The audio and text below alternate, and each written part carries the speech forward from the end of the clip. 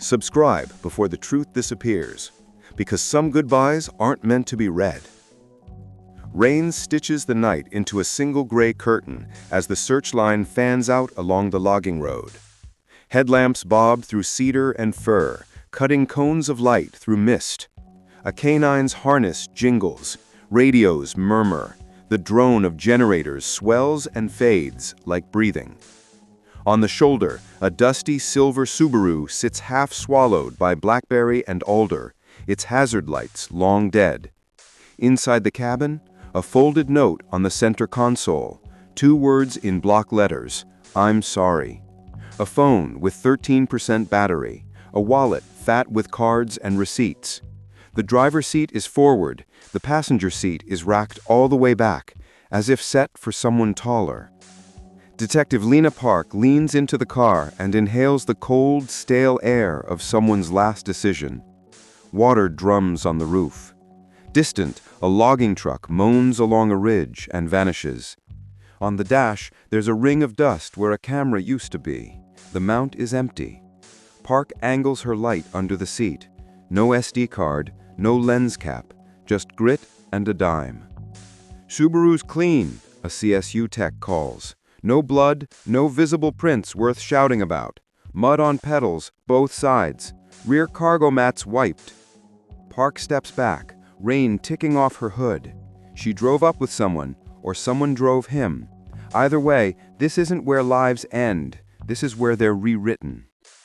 The missing man is Jason Hill, 28, software engineer, Seattle. On Friday evening, he texted his girlfriend Maya Seng from their Capitol Hill apartment at 7:18 p.m., "Be back soon."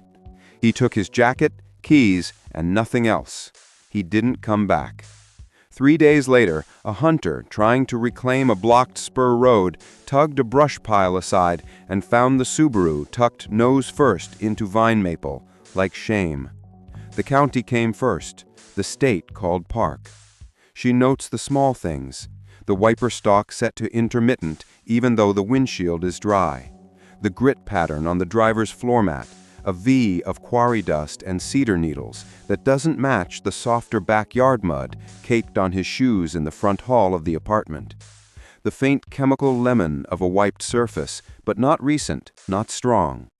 She writes passenger seat, full back, left-handed glove box smear. In the tent they've thrown up by the road, a whiteboard blooms with nouns and arrows. Jason Hill, 28. Maya, girlfriend. Evan Pike, co-worker. Kira Lang, manager. Dad, Oregon. Mom, Spokane. The map beside it is red-threaded. Capitol Hill to a gas station on Rainier at 8:42 p.m. A southbound plate read at 9:03 near Renton. A camera at the Skyway overpass catching the Subaru drifting through drizzle. Then nothing. No tolls, no surface cams, just a ghost slipping from the grid onto the checkerboard of timberland roads that spread east like nerves. Park scrolls through Jason's messages on the imaged phone. He texts like a developer, terse, precise, no emojis. Maya earlier that week, late again, product push to prod. Maya, you okay? Feel off lately. Jason, I'll explain. The last 3 days are a digital undertow. Slack pings from Evan about Friday playtest, a banking alert about a $60 gas charge, 2 spam calls, an unanswered call to Maya at 7:22, then "Be back soon." No more. Video? Park asks. Jonah, the digital analyst, flicks to a feed in the tent. Gas station on Rainier, 8:41. Watch the mirror. Jason walks in, shoulders hunched against the rain, buys fuel and a bottled coffee, nods to no one. As he leaves, a figure passes behind him in the glass, hood up, taller. The mirror in the beer cooler throws a second warbled angle. The hooded person pauses by the door, face turned just enough to show a jawline, a narrow mouth. The angle refracts, blurs. Jonah freezes it anyway. Not enough for facial, but check the sleeve. On the hoodie's forearm, in the smear of fluorescent light, there's a small white label. Park leans in. It could be anything. It could be everything. They rewind the night. Jason's building camera catches him leaving at 7:16 p.m., jacket open, keys in hand. He seems to talk to someone just off frame, then steps out into the wet, pearly light that makes Seattle glow at dusk. At 7:19, he texts, "Be back soon." Kira, his manager, left him a voicemail at 7:32 about a Monday sprint. Evan texted at 7:48, "Bring the 3D print if you come by." Jason, another time. Then he disappears into the fog and the math of roads to a place the city's cameras can't see. By midday, the story leaks. A software engineer vanishes, his car abandoned, a note that sounds like apology but feels like a script. Twitter speculates, Reddit draws maps. Maya appears with Park in a room that smells like coffee and printer toner. She is a nurse with steady hands and a voice that stumbles only when it touches Jason's name. He came home from work, showered, and said he needed to drop something off. She stops. He seemed like he was about to tell me something and then didn't. He hates rain. He hates driving in it. Why would he go out? What would he drop? Park asks. Maya shakes her head. He sometimes helped Evan with prints for these projects. He kept a kit in the hall closet. It's still there. It is. Spools of filament, a small neat printer, a plastic skull half-finished, more medical demo than Halloween. Park slides a box aside and a flash of something metallic winks behind it. She reaches in and draws out a small flat key wrapped in blue tape. On the tape, Astor 47, a storage unit, a locker. She bags it and says nothing. At the Subaru again, Park kneels in the gravel and runs her light along the rocker panel. There's a smear of pale gray, like it kissed a guardrail. She imagines the drive, the hiss of tires, the wheel sawing to miss a branch. He wouldn't know this road. He was a city kid whose wilderness was code. So who steered? Joyna finds the first hairline in the clean glass of Jason's life. A two-factor login at 9:51 p.m. from a new device, an Android, into Jason's private Git repository. The IP geolocates to a block that could be a neighborhood or a mile of dark, anonymous freeway. The access pulled a repo branch titled Glacier. In it, nothing but a README and a single text file named promise.txt. The file is empty. Was he trying to push something to an external, or was someone looking for something that wasn't there? Park calls in Evan. He arrives jittering a knee, the fidget of a man who lives on coffee and code. We're a small shop. Jason was quiet, brilliant. He didn't fight you. He went home and built something you couldn't dream up. Did he owe anyone anything? Money? Code? A deliverable? Park asks. Evan looks insulted. He owed us Monday morning. He wouldn't bolt. We had a playtest, and... He stops. Look, he got spooked recently. He said he kept seeing a silver truck tail him on the way home. I told him to get a dash cam. Park glances at the empty mount. He did. Evan swallows. Then whoever took him knew it. Afternoon slides to evening like a bruise turning. A volunteer grid combs the slope below the spur road, boot soles slipping on moss that's been drinking rain for 100 years. A deputy chats with an old timber surveyor who knows these spidery roads like a chessboard. That spur's a dead end now, the man says. Slides took it. Nobody goes down there unless they mean to. They go anyway. Park follows the Subaru's shallow tire tracks back 30 yards to a place where someone kicked aside branches to make a pullout. A set of wider tracks, pickup tires, sit a half-inch deeper into the clay. The pattern stamps a brand. The rain keeps softening it, blurring every edge like memory. Detective? A CSU tech calls softly. In the door pocket. Park reaches in and slides out a folded strip of receipt paper, bubbled from damp. A timestamp from the gas station, and beneath the print, scrawled in ballpoint, GL 47, 9:30. She looks at the blue-taped key in her evidence pouch. Astor 47, GL 47. She feels the click of two teeth fitting the same lock. They find the storage facility under the expressway, bays in a grid, concrete sweating. The manager rubs his forearms against cold and checks the ledger. Unit 2047, month to month, paid cash. Opened 6 months ago. Name on file, E. Pike. Evan's signature stares up from the paper. Elegant loops, a programmer's neatness turned performative. He frowns when Park shows him. "This isn't mine. I don't have a unit. I didn't sign." He looks up at her. "What's inside?" "Let's find out." The metal door rattles when the key bites. The air inside is 20 degrees colder, dense with dust and the ghost of rubber. The beam from Park's flashlight reveals a work table made from a door on sawhorses. Plastic tubs labeled in Jason's tidy block letters. Sensors, MISC, cable. A 3D printer twin to the one at home hums faintly, plugged into a power strip that someone left on. There's a whiteboard with a scribbled diagram of a logging road and a box arrow marked Glacier, pointing toward a ridge. On the floor, a milk crate with half a dozen dashcam lenses and 3 empty cases. Park snaps on fresh gloves, opens the nearest tub. USB sticks, micro SDs, a Ziploc with a post-it. Skyway, 903, try again. Jonah exhales like he's been holding his breath since Friday. "Detective," he says, voice low. He was recording. Someone was recording him recording. Park slots a micro SD into a viewer. Static.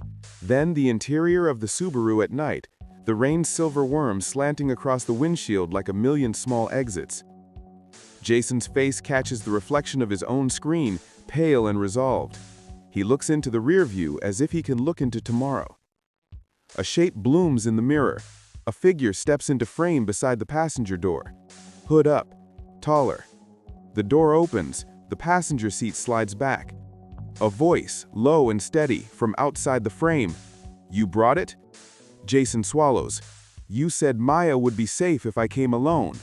A hand enters the frame and plucks the dashcam from its mount. The view lurches. For half a second, the lens swings to the glass and catches the ghost of a face flattening in reflection. Wet hair, a jaw like a hinge, a mouth set in a familiar line. Jonah freezes it, scrubs forward 1 frame, 2, 3. The hood falls back just enough to show eyes Park knows from a LinkedIn headshot and a birthday photo taped to a cubicle wall. Not a stranger in a gas station mirror, not a drifter at the edge of the woods. "Jesus," Jonah whispers. Park doesn't blink. Because the man who leaned into Jason's car on that logging road, the one who said, "You brought it," isn't a phantom from a message board or a taillight in fog. It's Evan Pike, and he's smiling. By the time the warrant clears, it's nearly dawn. The rain has thinned to a drizzle, and the city wakes beneath a cold silver sky. Detective Lena Park stands in the parking lot of the Seattle Police Forensics Division, a coffee cooling in her hand, her reflection faint in the window glass. Inside, a team works on the evidence seized from the storage unit: a laptop, several hard drives, and a paper notebook streaked with graphite thumbprints. The air inside smells of ozone and dusted latex. Forensic specialist Jonah paces beside a terminal, lines of code flickering across the screen. "The laptop's encrypted," he says. "But the Glacier folder, it's not random. It's a directory with a hidden partition. He knew someone would come looking." Park nods, eyes on the scrolling text. He built it to hide something in plain sight. Jonah exhales, taps a key, and a black window expands. Inside the hidden folder is a single file, glacier.log. Its timestamp, 9:52 p.m., the night Jason vanished. He opens it. The text is fragmented, as if half corrupted. 0931, transfer initiated. 0933, mirror online. 0935, cannot verify key. 0936, contact delayed. 0937, if you get this, they already know. The last line makes Park's skin tighten. "Who's they?" Jonah murmurs. Park doesn't answer. She scrolls further, but the log ends abruptly, the same moment Jason's phone went dark. At headquarters, Evan Pike waits in interview room 2. He looks smaller now, slouched under the flickering fluorescent light, his hands folded too neatly on the table. Park enters without speaking, places a folder down, and slides the printout across the surface. Evan doesn't touch it. "Recognize it?" Park asks. He glances at the still frame, his own face, hooded, in the reflection of Jason's windshield. "It's not me," he says quickly. That's a distortion. Refraction, the lens." "Save it," Park cuts in. "We matched your vehicle's tire pattern to the tracks beside Jason's car. The same width, same brand. You drive a silver Tacoma. You were at Old Canyon Road that night." His throat bobs. "Jason asked me to meet him. He said he had something from work. I didn't go, I swear." Park opens the folder again. "Then how do you explain this?" Inside are 3 printed pages from the glacier log, the last entry circled. "If you get this, they already know." Evan stares at the words, his jaw working. I don't know what that means." "You're sure? Because I think Jason built something valuable enough that someone wanted to erase him for it. You're a developer. You'd understand what that means." His silence stretches, heavy and thin as a wire. Finally, he says, "We'd been working on a mapping algorithm, autonomous terrain modeling. Jason was obsessed with security. He said the company's data wasn't safe, that someone was intercepting the test feeds." "Intercepting," Park echoes.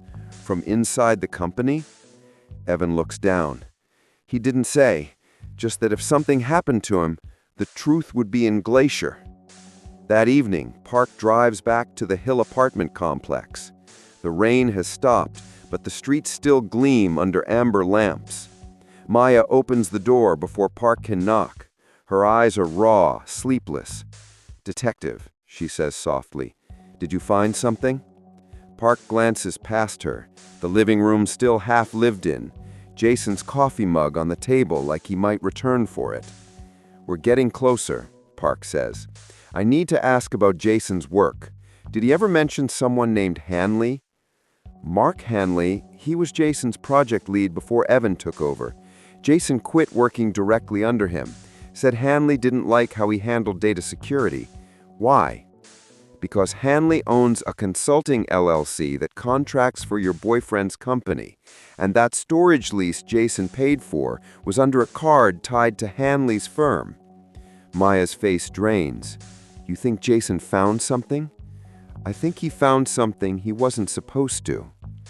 Later that night, Jonah bursts into Park's office. "We cracked the encryption."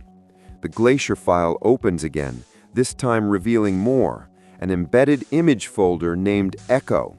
Inside are dozens of still frames captured from Jason's dashcam and phone, timestamps running from 8:45 to 9:45 p.m. on the night he vanished.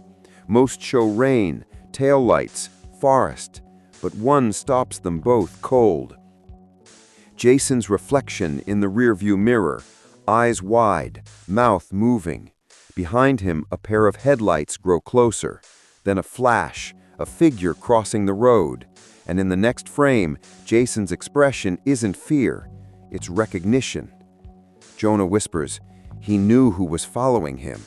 Park leans closer, enhance the timestamp. 9:36 p.m., the same minute the Glacier log recorded contact delayed. 2 days later, Park drives in her car outside a suburban house in Bellevue. The lawn is perfect, the mailbox new. She watches Mark Hanley step out, tall, confident, phone pressed to his ear. He climbs into a black sedan and drives off toward downtown. Park follows. Hanley pulls into a tech campus parking garage, his access card flashing green. Park waits a beat, then enters behind another vehicle. Inside, she kills the engine and watches through the windshield as Hanley exits the car and unlocks a side door labeled Private Systems Development. She slips out, quiet, the hum of sodium lights echoing through concrete. A faint blue glow spills from the doorframe. Inside, rows of servers blink like a city at night. Hanley stands at a workstation, copying files from an external drive. Park steps forward. "Good evening, Mr. Hanley." He freezes. "Detective? This is restricted property." "So was Jason Hill's life," she says. "Care to explain why his project data is sitting on your private server?" Hanley's face tightens. "You don't understand. Jason was in over his head. He wanted to publish the prototype open source. Do you have any idea what that would do to us?" "Us?" Park repeats. "Meaning your company?" Hanley's gaze flicks to the flash drive in his hand. It wasn't supposed to go this far. "Where is he, Mark?" He exhales, shoulders sagging. "He came to me that night. He said someone threatened Maya. He begged for help. I told him to hand over the drive. He did." Hanley looks down, voice lowering. "Then he got back in his car and drove off. I never saw him again." Park stares at him, searching his face for truth. "You expect me to believe you let him leave?" "He said he needed to make something right. He didn't look scared. He looked finished." That night, Park replays the dashcam footage again, frame by frame. She freezes on the glint of a metal sign Jason passes before turning onto the old logging road. The text is blurred, but when enhanced, it reads, "Glacier Loop Trail, closed for repairs." Her pen stops mid-air. Glacier. The word wasn't just a file, it was a place. At dawn, the search shifts north, where the trail crosses into King County forest land. Mist curls low through fir branches. Officers move in a line, their boots sinking into moss. Park follows the old trail marker down toward the creek. At the bend of the path, something catches the light, half buried in mud, metallic. She kneels and brushes it clean. A rusted GoPro, cracked but intact, its label scratched to a single readable letter, E. Back at HQ, Jonah dries the card and plugs it in. A single file appears, record217.mp4, timestamped 9:39 p.m., the night Jason vanished. Static. Then a voice. Jason's. "If someone finds this, tell Maya I'm sorry. They made me give it to them. I thought it would protect her." There's a sound. Footsteps. A door opening. Another voice. Calm. Familiar. "You shouldn't have recorded this, Jason."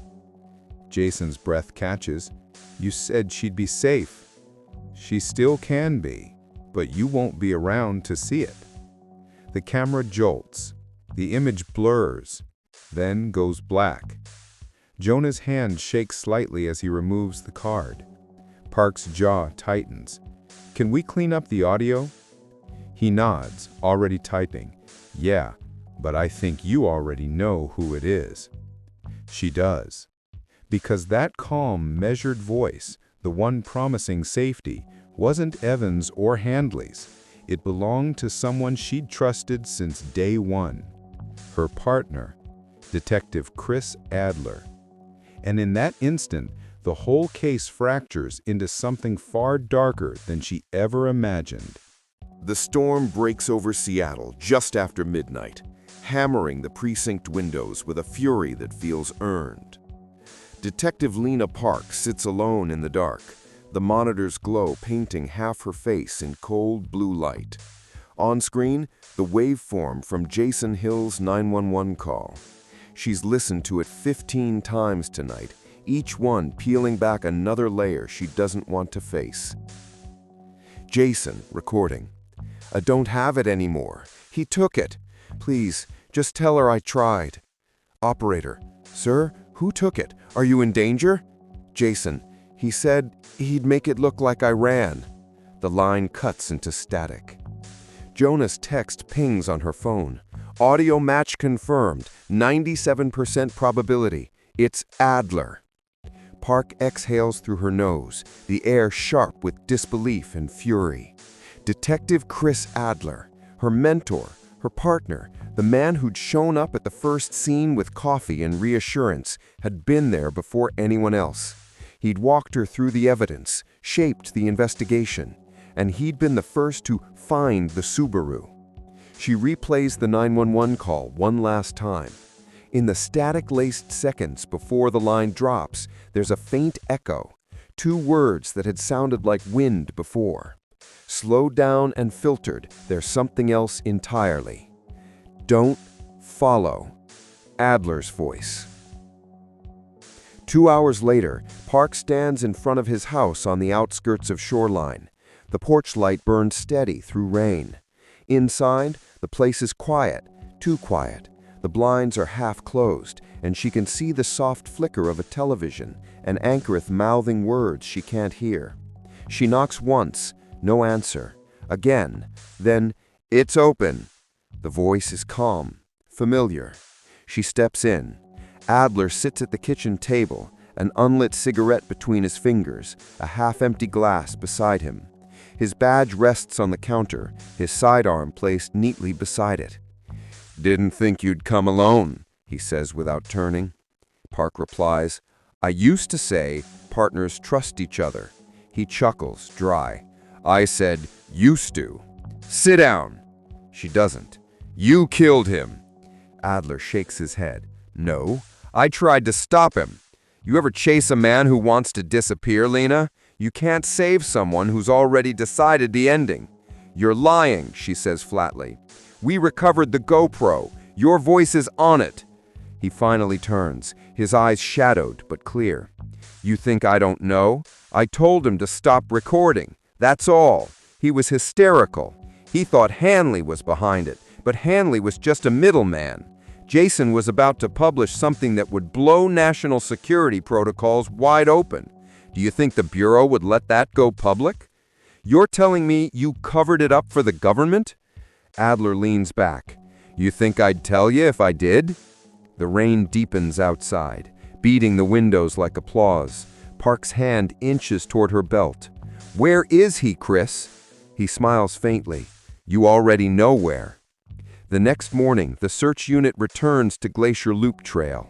The mist is thicker than before, rolling low through the trees. Park leads the team past the creek to where they'd found the GoPro. She moves slower now, her mind stitching Adler's words into places she doesn't want them to fit. "If he wanted to disappear, then he left himself a trail," she murmurs. At the far bend of the trail, where the path splits toward an old service road, she spots something new, a fallen branch revealing a narrow trench, muddy, shallow, but deliberate. Inside, a plastic-wrapped case the size of a lunchbox. She kneels and lifts it out carefully. Inside, a flash drive sealed in tape, a small photograph, and a folded sheet of paper. The photo shows Jason and Maya on a pier, wind in their faces, smiling. On the back, scrawled in shaky pen, "She deserves the truth." The note inside is brief. "If this reaches you, then they didn't. They wanted Glacier because it wasn't code, it was proof. Every offline device still talks when it sleeps. Someone's been listening for years. I built a way to stop it. I called it the Glacier Patch. I thought it would make me safe. I was wrong. Tell Maya I'm sorry for the silence. Tell Adler he wasn't wrong." Park reads it twice, rainwater bleeding the ink into veins of blue. At headquarters, Jonah loads the flash drive onto a secure terminal. His eyes flick across lines of code like they're sentences in a confession. "He wasn't bluffing," he says quietly. "This isn't malware. It's an offline firewall. It locks a device's hardware from transmitting anything when it's off. Military grade. If this went public, it'd wipe out millions in surveillance contracts." "Which means someone paid to bury it," she says. He nods, and Jason got in their way. She looks out the window toward the sound, the city blurred in mist. Somewhere out there, someone was still pulling strings. That night, Park drives back to Adler's house. It's empty now, blinds drawn, dishes in the sink, badge still on the counter. A single note sits under a coffee cup. "Don't chase this one, Lena. They'll make it look like you were part of it, too." Her radio crackles before she can respond. "Unit 3, be advised. King County Sheriffs located a body near the east ridge of Glacier Trail. Male, approximately 30. Heavy decomposition. Confirming ID." Park closes her eyes. 10-4, on my way. By the time she reaches the ridge, floodlights cut white arcs through the fog. The scene hums with quiet chaos, boots in mud, evidence tags flickering in wind. A medic turns, his expression solemn. "No positive ID yet. Wallet was gone, but this was in the pocket." He hands her a cracked leather strap, a watch band, familiar from the case photo. "Jason's." The coroner shakes his head. "Been here months, maybe more." Park crouches, staring at the dark earth. For the first time in weeks, she feels nothing. No vindication, no closure, just the hollow weight of something lost. 2 days later, the autopsy confirms it. Jason Hill, 28. Cause of death, hypothermia and blunt force trauma. No gunshot, no struggle. Just a man who'd run too far into the dark. But when the lab examines the drive again, they find something new. A secondary file, invisible on first scan. It's titled For Maya.mp4. Park plugs it in. Jason sits in frame at his kitchen table, tired but calm. The timestamp, 2 hours before the last text. "If you're seeing this, I didn't make it back. I found out who's behind everything, and they're not who you think. I can't say names, it wouldn't matter. All I wanted was to make things safe again. I love you. Be careful who you trust." He hesitates, looking off camera as if hearing something. "They're early," he says quietly. "Tell the detective. Tell Park. Thank you." The video cuts. The department calls it suicide under duress. The press calls it the Glacier Mystery. Online, theories explode. Corporate cover-ups, rogue federal ops, a government that silenced one of its own. The truth, the real truth, stays locked in Park's evidence vault, labeled under case number 18427, pending review. She leaves the precinct weeks later, citing burnout. No press conference, no statement, just an empty desk and a file marked confidential.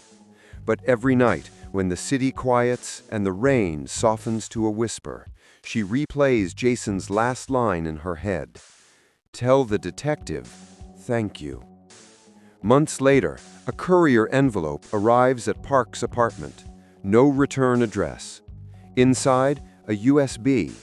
When she plugs it in, a folder appears. Glacier_backup. Inside, a single file titled 217.odd, the timestamp from Jason's 911 call. She hits play. Static hums for 6 seconds, then a voice, faint, mechanical, familiar. "You didn't think I'd really vanish, did you?" Her blood runs cold. Jason's voice. Alive. They said Jason Hill disappeared forever, but some voices don't fade. They wait, and sometimes they're still listening. If you think this story was finished, subscribe, because the next one might be closer than you think.